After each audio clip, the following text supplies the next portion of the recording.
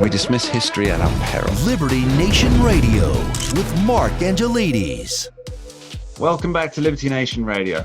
And I'm joined by one of the biggest and brightest stars of the conservative movement, Mr. Cal Thomas, who's not only a prolific writer of thought-provoking articles, but also of books, his latest being America's Expiration Date, The Fall of Empires and Superpowers, and the Future of the United States. Always a pleasure to chat with you. Thanks for being here, Cal. Well, thank you, Mark. Always a pleasure to speak with someone who speaks the English language the way it was intended. Oh, with a Birmingham accent. So, Cal. The England, not Alabama, yes. So I want to specifically talk today about the now former Israeli Prime Minister Benjamin Netanyahu. He's recently been ousted from his position by Naftali Bennett. Now, Cal, you know Mr. Netanyahu personally, so could you tell us a little bit about how this came about? He's former, but maybe not for long. He's threatened to come back, and that he's a lot like Donald Trump. I first met Bibi, as he's affectionately known, when he was at the Israeli embassy in Washington, and I was a reporter there and later a columnist. I was impressed by him immediately, not only because of his virtually accent-free English, but his personality, his knowledge of and understanding of America and the political positions of various presidents that have differed over the years, especially with respect to the Middle East. Then I've known him through several prime ministerships. I remember on a visit to Jerusalem in 2016, I get into his office and he says, sit down, I want to know all about Donald Trump. I said, wait a minute, I've come here to interview you. I want to know what's going on in Israel. No, tell me about it. So we had a conversation about Donald Trump, and then finally we had a conversation about what I had come for. He's incredibly likable. He's got a great sense of humor. And I think he's been very, very good for Israel at a time of great challenges, not only from the likes of Barack Obama and now Joe Biden, but remember Obama had sent a team over to Israel to undermine one of the Israeli elections. And that caused great anger among Netanyahu and his supporters. But I could go through a list of things that I think he's done for Israel, and the Jerusalem Post carried an opinion piece the other day, if you want to hear some of them. Yeah, please do, yes. Yeah. Well, he certainly should take credit for what's known as the Abraham Accords, which normalized relations with the United Arab Emirates, Bahrain, Sudan, and Morocco, something that had not been done before. Actually, can I interrupt you on that one, Cal, please? Yeah. Because I'd like to know the Abraham Accords. We really haven't heard much about them in recent months. Let's say, just for example, 6 months, almost to the day. We haven't heard much about this. Well, why is that? Why is the Biden administration not building upon what many people see as a very successful start to the unthinkable, previously unthinkable peace in the Middle East? Yeah, well, they're not building on a lot of things, including the wall on our southern border with Mexico. But that aside for the moment, I think it's because they are still locked in this flawed equation that somehow a two-state solution with the Palestinians getting their own state is going to bring peace to the entire region. That has never been an issue. If it was, all of these other countries that had before denounced Israel and the Jewish people, the mullahs who had called for the eradication of the Jewish state and the killing of all Jews, that would not be an issue. You have to listen to what they say. In the Middle East, there are two tracks. There are what people tell their own people, and there are what they tell the West. And what they tell the West is Palestinian state is what we want, and then we'll live at peace with Israel. But what they tell their own people is this is just a stepping stone to a one-state solution, meaning one dominated by Muslims and Arabs and Palestinians. So that's what you have to see through. And I think Netanyahu, more than any other prime minister, except for maybe Menachem Begin and Golda Meir, understood that and could articulate it to the West. When he came to address the Congress a few years ago and held up that chart about Iran, he did the same thing at the UN and how close it is to nuclear weapons and how bad that would be for further destabilizing and possibly starting a nuclear war in the region. It was a powerful moment. And of course, the media and a lot of the left are still into this bogus notion, just giving Israel's enemies what they want will make them lie down like lambs and lions. Not going to happen. So, I mean, if I do have my numbers correct here, Bibi Netanyahu, he has around 30 seats in his party, while Bennett has, I think it's 7.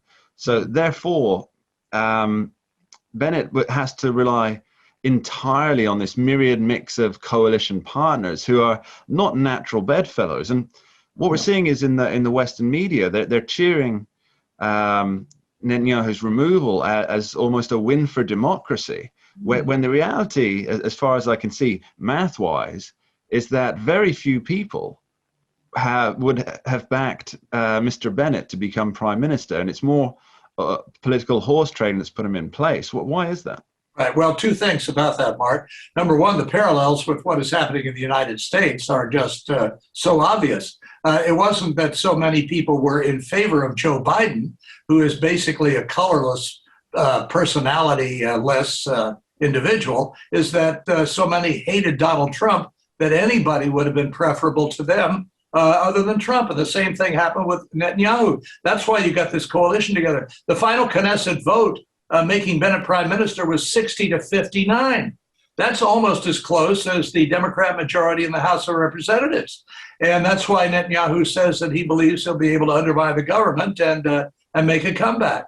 So that, that's a continuing thing. The other thing is Israel has too many parties. I mean, the parliamentary system in the UK, of course, is much different with fewer parties. But they have, 8, 10 parties? And no Israeli election since the founding of the modern state of Israel has ever provided a majority vote. It's all been coalition parties. And that doesn't bring a stable government.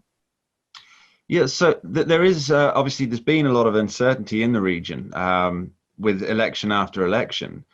How long does Prime Minister Bennett really believe he can hold this coalition together? I mean, as you say, it's 8 or 10 parties. It appears to be a completely ungovernable situation. So, well, I think it depends on how much hatred for Netanyahu continues. If this coalition thinks that if they break up, then Netanyahu is going to get back into office, their whole premise of their coalition disappears in the first place. They had this coalition, including secular parties, including an Arab party for the first time, in order to get rid of Netanyahu. But if they see that the threat of his coming back is real in the next election, that could force them to have a continuing marriage of convenience, as it were. Let's move on to President Joe Biden and his relationship with Israel here. Obviously, I heard that when the first time that Joe Biden spoke with Prime Minister Netanyahu, it was about a month into the term. But with Prime Minister Naftali Bennett, it was within 2 hours. Why the disparity here?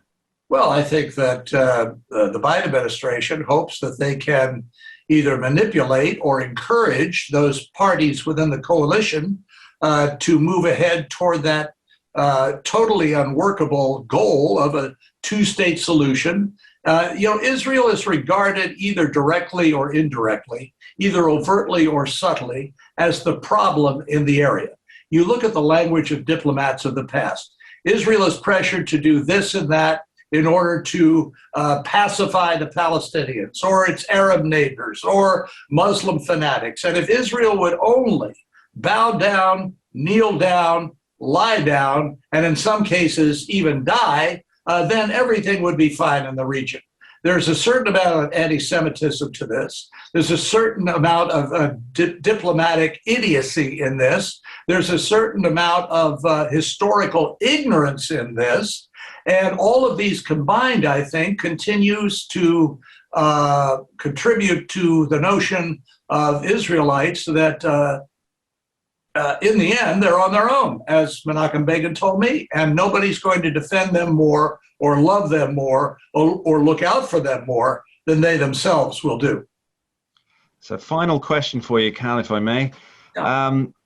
Do you think that it's a prediction question, if you don't mind? Well, I'm not a prophet, so. Do you think we'll see an increase in tensions in the region with Bennett in place, or a lessening? And is it possible that the recent skirmishes that you just mentioned, prior to Bennett assuming office, was that more about destabilizing Netanyahu's support in the parliament, or the Knesset, than it was about continuing hostilities? Well, it's a cliche answer, Mark, but it all depends. I mean, all new leaders are tested. Biden is being tested by Putin at their meeting in Geneva. And so all new leaders are tested. So we'll see. I mean, if shelling starts again, if terrorist attacks start again within Israel, it depends on the government's response. I mean, a 60 to 59 majority in the Knesset is not exactly a mandate.